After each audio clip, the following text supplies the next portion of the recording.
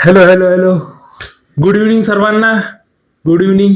जेव्हा तुम्ही हा व्हिडिओ बघत असाल, good morning, good evening, good afternoon. Okay, welcome to Manthan YouTube channel. जर चॅनलवर नवीन असाल तर लाईक, शेअर, सबस्क्राईब करायला विसरू नका. आपण आतापर्यंत ह्याचे जीपीबी 242 चे 3 लेक्चर घेतलेले. तर तिसरं लेक्चर जे शॉर्टमध्ये टाकलेलं होतं की सेल्फ इनकम्पॅटिबिलिटी बद्दल, हे ते त्यात शिकवलेलं आहे. 6 मिनिटाचं लेक्चर, ते तुम्ही पाहून घ्या. याच्यात मी रिव्हिजन करून देणारच. आपण याची टाईप पण बघणार आहोत. ओके, त्या दिवशी थोडा टेक्निकल इश्यू आल्यामुळे आपण ते 6 मिनिटाचं लेक्चर शूट करू शकलो होतो. तर आज पण आपण याच्यात समजून घेणार आहोत. ओके, जर नाही समजलं इथं तर मग ती 6 मिनिटाचं लेक्चर बघा. ओके, तिच्यात मग मी डायग्राम रिप्रेझेंट केलेलं आहे, मग तुम्हाला स्टेप बाय स्टेप समजून, तरी आपण इथं समजून घेण्याचा प्रयत्न करू. तर रेग्युलर तुम्ही व्हिडिओ बघत चला, कन्सेप्ट क्लिअर करत चला, मग ऐन टायमावर तुम्हाला म्हणजे प्रेशर येणार नाही. ओके, जर तुमच्या आता फर्स्ट सेमिस्टरच्या विद्यार्थ्यांना आपल्या चॅनलची टेलिग्राम लिंक, त्यानंतर व्हॉट्सअप लिंक जी की डिस्क्रिप्शन मध्ये दिलेली आहे, तुम्ही त्याच्यावर टेलिग्राम चॅनल जॉईन करा, व्हॉट्सअप चॅनल जॉईन करा, म्हणजे तुम्हाला रेग्युलर अपडेट मिळत राहतील. तसेच इम्पॉर्टंट क्वेश्चन, इम्पॉर्टंट पीडीएफ तुम्हाला भेटत राहतील. जर तुम्हाला कोणत्या विषय सब्जेक्टची पीडीएफ लागत असेल, नोट्स लागत असेल, तर मला तुम्ही पर्सनली मेसेज करू शकता. फक्त मेसेज करताना काय करायचं, जर तुम्ही फर्स्ट टाइम मेसेज करत आहे ना, तुमचं नाव आणि कॉलेजचं नाव टाकत चला, म्हणजे मी तुमचे नंबर सेव्ह करत चालतो. ओके, आणि आता हे रेग्युलर साठी ध्यानात ठेवायचं की जर सरला मेसेज करायचं, नाव आणि कॉलेजचं नेम टाकायचं, नंतर तुम्ही सब्जेक्ट टाका, मी तुमचा नंबर सेव्ह करून घेतो. ओके, चला तर स्टार्ट करूया. खूप झाल्या गप्पा. आता सेल्फ इनकम्पॅटिबिलिटी म्हणजे काय, आपण दुसऱ्या लेक्चर मध्ये बघितलेलं होतं की सेल्फ इनकम्पॅटिबिलिटी म्हणजे समथिंग असं काहीतरी की स्वतःच जे फ्लावर आहे, समजा एक फ्लावर आहे, हे आता आपण फॉर एक्झाम्पल, हे फ्लावर आहे. ओके, हे ब्लॅक कलरचं फ्लावर आहे समजा. ओके, आणि तिच्यात हा ब्ल्यू कलरचा हा काय स्टिग्मा. ओके, हे फ्लावर आहे, हा स्टिग्मा आहे. ओके, जे की तुम्हाला इथं दिसून येते, हे जो स्टिग्मा आहे. ओके, आता हे फ्लावर आहे, याचा स्टिग्मा आहे, आणि हे कसं आहे, बायसेक्शुअल फ्लावर आहे. बायसेक्शुअल फ्लावर म्हणजे काय, एकाच फ्लावर मध्ये स्टिग्मा पण आहे, एकाच फ्लावर मध्ये अँथर पण आहे. फ्लावरचा टाइप म्हणजे बायसेक्शुअल, युनिसेक्शुअल. युनिसेक्शुअल फ्लावर म्हणजे काय की जिच्यात मेल म्हणजे हे जे हा एवढा काय, एवढा हा फिमेल पार्ट आहे, स्टिग्मा स्टाईल ओरी. हे पहा, स्टिग्मा स्टाईल ओरी हा फिमेल पार्ट आहे. मग हा फिमेल पार्ट एका याच्यात असलं तर तो काय झालं, तो झाला सर युनिसेक्शुअल फ्लावर. आणि हा मेल पार्ट अँथर, आणि हे स्टेमन. ओके, अँथर आणि स्टेमन हे दोन याच्यात असतात, ते झालं मेल फ्लावर. आणि हे जे स्टिग्मा स्टाईल ओरी असतं ते झालं फिमेल फ्लावर, ते काय आलं युनिसेक्शुअल फ्लावर. पण आपल्याला सेल्फ इनकम्पॅटिबिलिटी कशी देते, सगळ्यात पहिले ध्यानात ठेवायचं बायसेक्शुअल फ्लावर मध्ये. बायसेक्शुअल फ्लावर म्हणजे काय, बायसेक्शुअल फ्लावर म्हणजे ज्यात मेल अँड फिमेल दोन्ही गॅमेट प्रेझेंट असतात. तर मग सर, मग या दोन्ही गॅमेटचं आम्हाला करायचं काय, महत्वाचा विषय. मग सेल्फ इनकम्पॅटिबिलिटी घडून कशासाठी येते, सेल्फ पॉलिनेशन झालं नाही पाहिजे. ओके, सेल्फ पॉलिनेशन झालं नाही पाहिजे. हा जो क्रॉस आहे ना, जिथं पण ध्यानात ठेवा, जिथं जिथं क्रॉस मारेल ते नो आहे, हो, आणि जिथं टिक मारेल ते करून घ्यायचं. मग आपल्याला सेल्फ इनकम्पॅटिबिलिटी, सेल्फ पॉलिनेशन घडू द्यायचं की यांच्या मधात. आता मेन रिझन काय, जर समजा बायसेक्शुअल फ्लावर असेल तर याचा हा जो पॉलन आहे हा इथून इच्यावर चालला जाईल. ओके, किंवा मग हे पॉलनची इथं राहील हा पॉलन. ओके, हे जर स्टेमेन उच्च जर असला, स्टेमेनची हाईट जर लॉंग असली समजा, ओके, स्टेमेनची हाईट जर लॉंग असली तर हा पॉलन इथून इथं येईल. ओके, समजलं.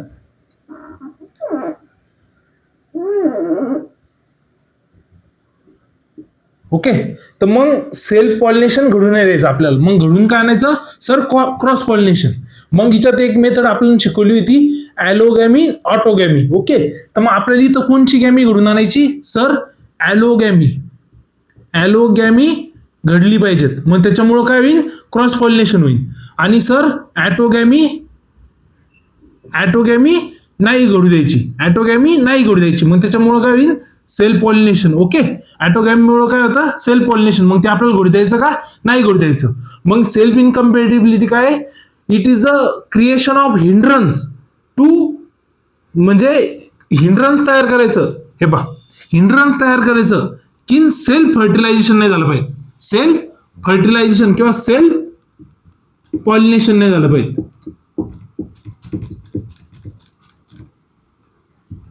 ओके, सेल्फ पॉलिनेशन नाही झालं पाहिजे. मग काय आहे, तुम्हाला आता डेफिनेशन सांगतो. डेफिनेशन तर नाही दिलेली याच्यात, पण self incompatibility is importance outbreeding. Outbreeding म्हणजे काय, आउट क्रॉसिंग, बरोबर आहे ना. Outbreeding, out crossing. आता आउटब्रीडिंग म्हणजे दुसऱ्या फ्लावरचा पॉलेन तिच्यावर आलं पाहिजे. Outbreeding mechanism which prevent autogamy. Prevent काय करायची आपल्याला, autogamy. And promote allogamy. Promote काय करायची, ॲलोगॅमी. ओके, वायर आलं इथं, थोडं स्पेलिंग मध्ये पाहून घेत जा. Incompatibility refers to inability plant to functional pollen set on seed when self pollinated.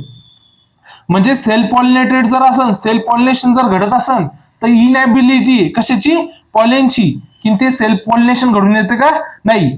Some author define self incompatibility as the hindrance when self pollination. Hindrance कशासाठी, जेव्हा सेल्फ पॉलिनेशन घडून येईल तेव्हा. ओके, जेवढं मी रिडिंग मध्ये वाचून सांगितलं तेवढंच मी तुम्हाला अगोदर समजून सांगितलं होतं. ओके, समजलं ना, कन्सेप्ट समजून घ्या की आपल्याला काय करायचं, ॲटोगॅमी स्टॉप करायची, म्हणजे सेल्फ पॉलिनेशन स्टॉप करायचं आणि क्रॉस पॉलिनेशन घडून आलं पाहिजे. झालं. मग हे किती होतं, जिम्नोस्पर्मच्या 70 स्पेसिस मध्ये होतं. किती, 17 नाही 70 स्पेसिस मध्ये घडून येतो. ओके, कशाच्या, जिम्नोस्पर्मच्या. जिम्नोस्पर्म, अँजिओस्पर्म माहिती ना, फॅमिली ऑफ अँजिओस्पर्म, सॉरी अँजिओस्पर्मच्या. ओके, 70 स्पेसिस मध्ये घडून येतो. आता विषय असा येतो, सर हे घडून येतं आम्हाला माहिती आहे, पण मग घडून कसं येतं, घडायला काही ना काही मेकॅनिझम लागेल ना. ओके, एक मिनिट, घडायला काही ना काही तर मेकॅनिझम लागेल सर, हे घडून कसं येतं, मग हे आम्हाला सांगा सर तुम्ही. की जर तुम्ही म्हणता सेल्फ इनकम्प्लिटिव्ह होत नाही, पण कशी, महत्वाचा विषय कशी होत नाही हे तर समजलं सर आम्हाला, की क्रॉस पॉलिनेशन झालं पाहिजे, सेल्फ नाही झालं पाहिजे, ॲटोगॅमी थांबवायची, ॲलोगॅमी करायची. मग कशी, तर मग पहिलं पाय इथं लिहिलेलं आहे. आता हे ब्लॅक फर्स्ट काय होतं, जर पॉलेनच मॅच्युअर नाही झाला किंवा पॉलेन जर्मिनेटच नाही झाला त्या फ्लावरचा, तर मग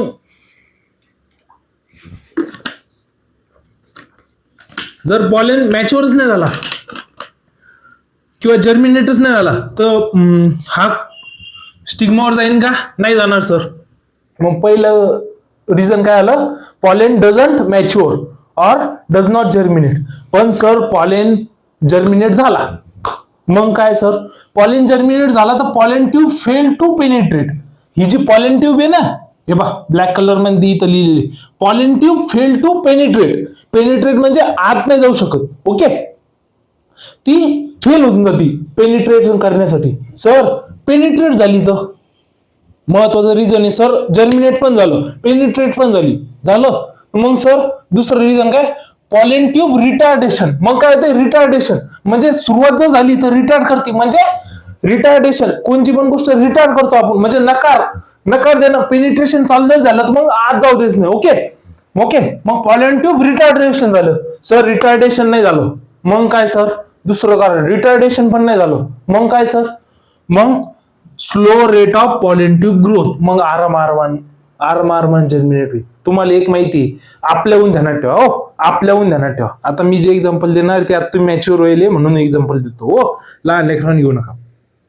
आपला स्पर्म किती दिवसासाठी ते करू शकतो, सर्वाइव्ह करू शकतो सर, काहीतरी 72 तास 24 तास. ओके, एवढं पण नाही, 12 तास असं काहीतरी वाटतं ऍक्च्युअल मध्ये.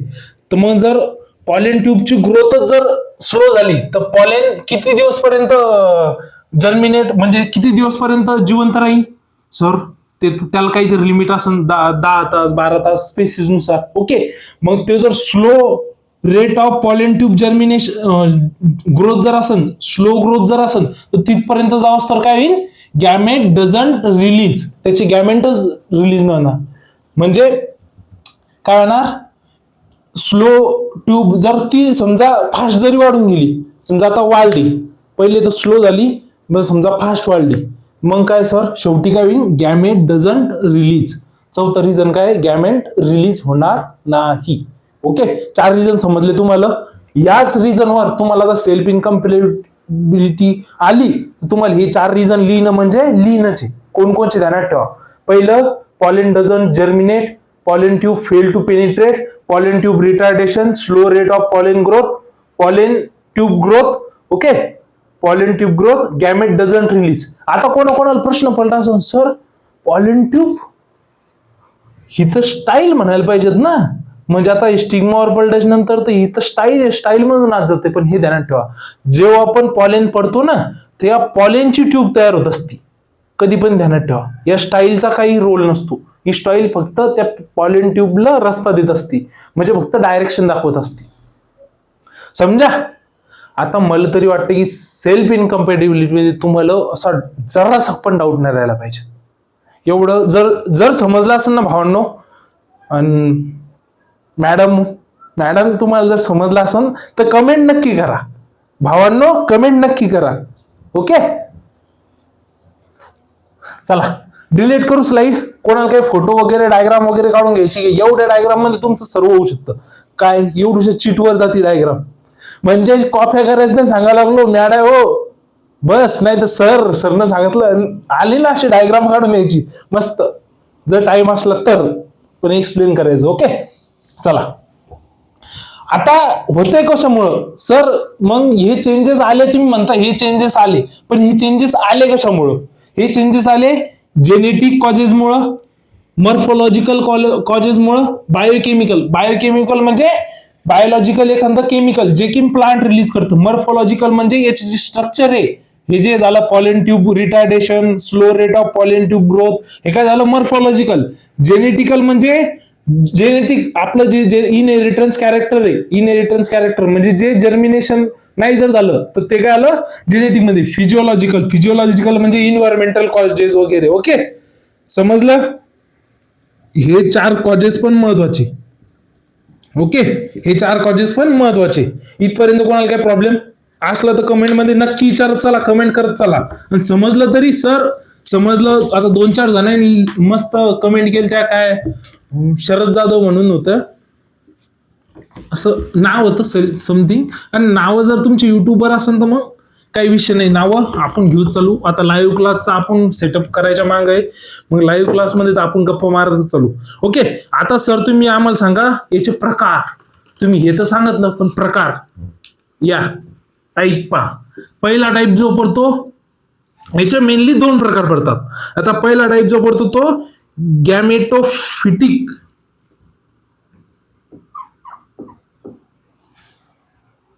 गॅमेटोफिटिक system. Okay, gametophytic self incompatibility. Okay, SI म्हणजे सेल्फ इनकम्पॅटिबिलिटी. मग सर गॅमेटोफिटिक सेल्फ इनकम्पॅटिबिलिटी कशामुळे येते? तर गॅमेटोफिटिक सेल्फ इनकम्पॅटिबिलिटी कशामुळे येते, मी शब्द काय वापरला, कशामुळे येते. मग स्पोरोफिटिक आणि गॅमेटोफिटिक 2 प्रकार आहेत. मग कशामुळे येते याच्या बेसिसवर आहे. ओके, कशामुळे येते. मग मी तुम्हाला सांगितलं जेनेटिक कॉजेस. तर मग हे काय कशामुळे येते? जेनेटिक कॉन्स्टिट्यूशनमुळं. जेनेटिक कॉन्स्टिट्यूशनमुळं. आता जेनेटिक कॉन्स्टिट्यूशन कोणाला प्रश्न पडला का सर जेनेटिक कॉन्स्टिट्यूशन म्हणजे काय? बरोबर आहे ना. तो ओव्हरऑल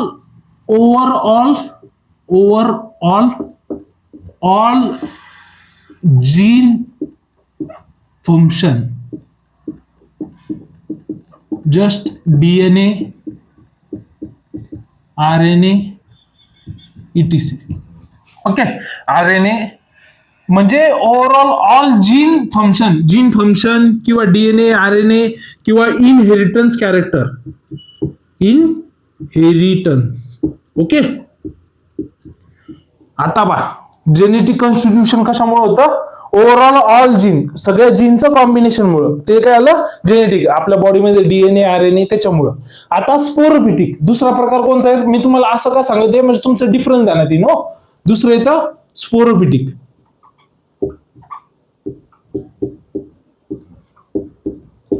स्पोरोफिटिक सेल्फ इनकम्पॅटिबिलिटी. हे कशामुळे येते? गॅमेटमुळं. ही कशामुळे येते? Govern bye genotype. सॉरी, शब्द चुकला. जिनोटाइप. कशामुळे येते? जिनोटाइप मुळे. आता जिनोटाइप मुळे, ओके, कशामुळे येते? जिनोटाइप मुळे. आता तुम्ही मला सांगा सर, जेनेटिक कॉन्स्टिट्यूशन समजलं, overall gene, functional gene, DNA, RNA.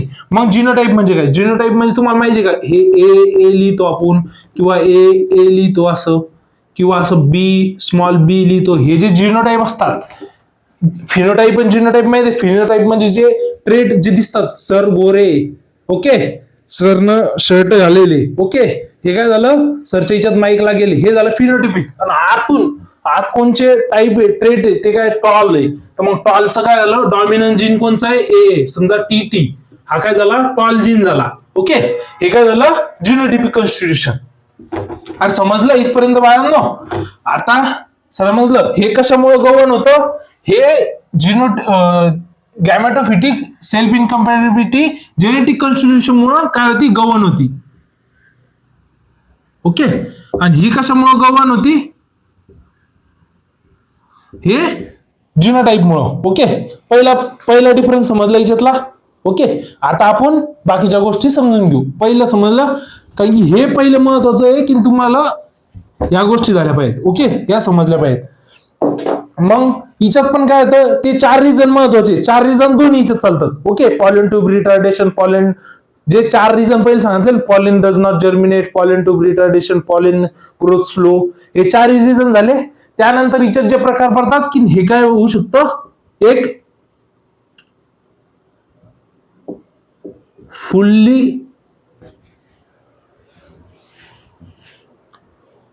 Fully इनकम्पॅटिबल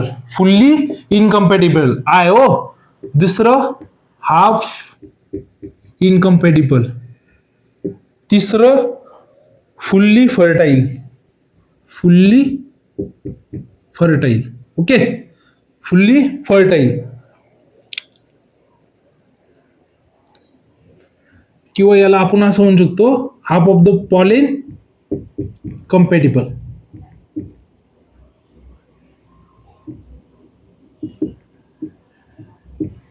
okay. आता तुम्ही म्हणसान सर हिच्यात गोष्ट काय, पण तुम्ही आम्हाला हे समजून सांगा की हे होतंय कसं. ओके, हिच्यात 3 प्रकार पडतात: फुल्ली इनकम्पॅटिबल, हाफ कम्पॅटिबल आणि फुल्ली फर्टाईल. मग फुल्ली फर्टाईल, आता तुम्हाला एक गोष्ट सांगतो, हिच्यात कोणची जीन असतात माहिती का? Mainly it control by single gene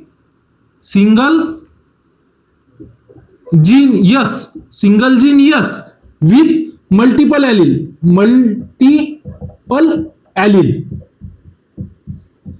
okay, with multiple allele. हे कशामुळे कंट्रोल होतं? Single gene yes with multiple allele.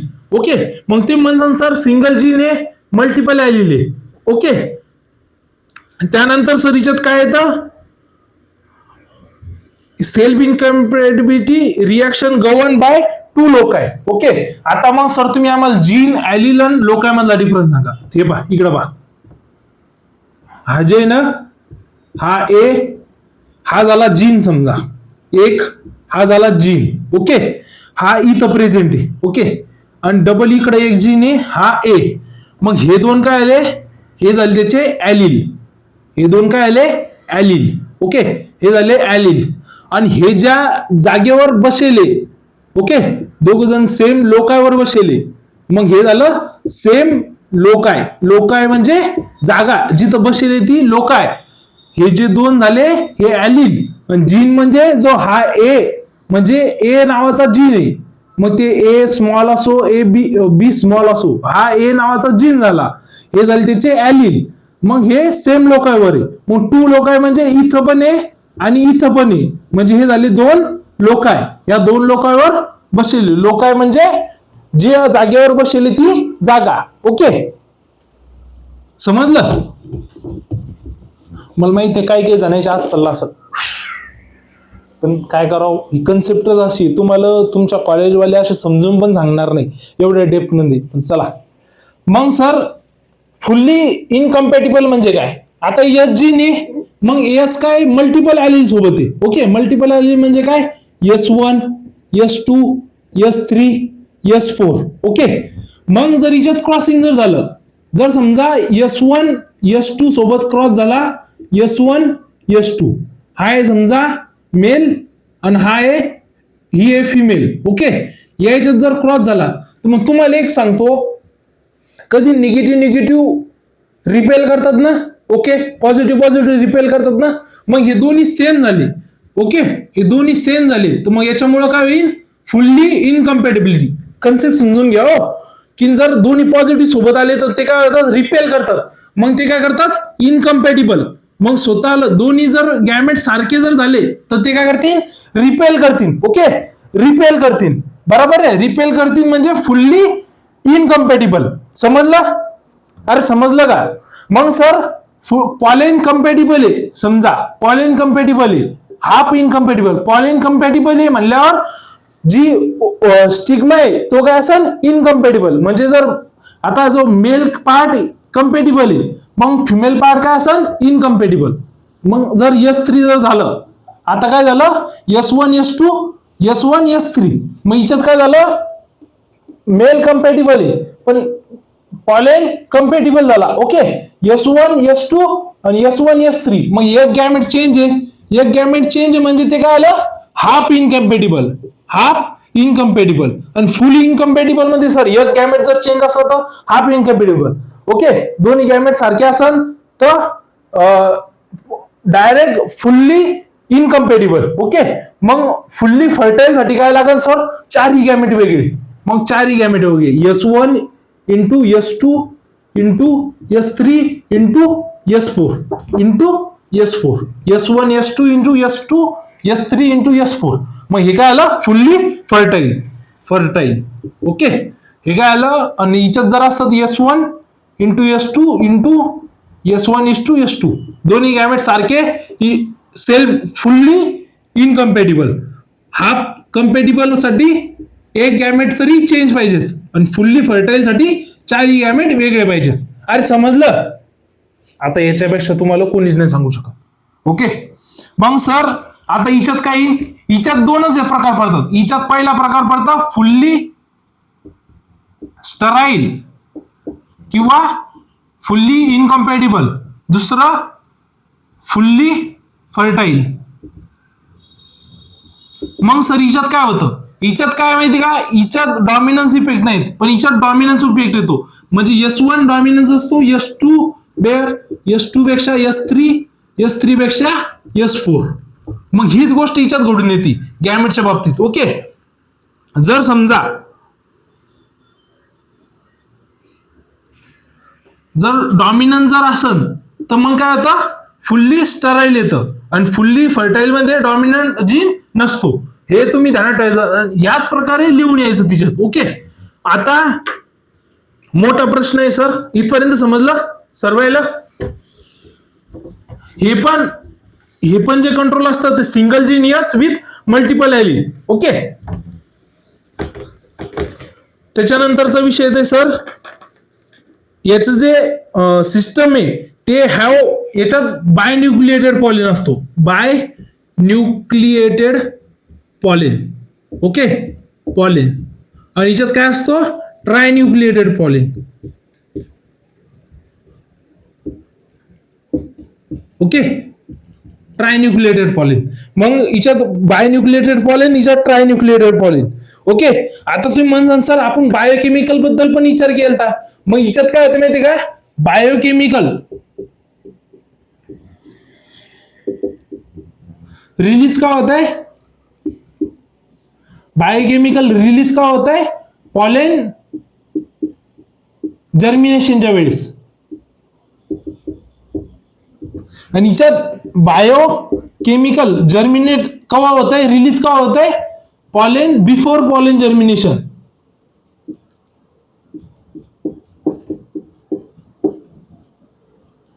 Okay, इथपर्यंत समजलं? इथपर्यंत कोणाला काय अडचण नाही सर?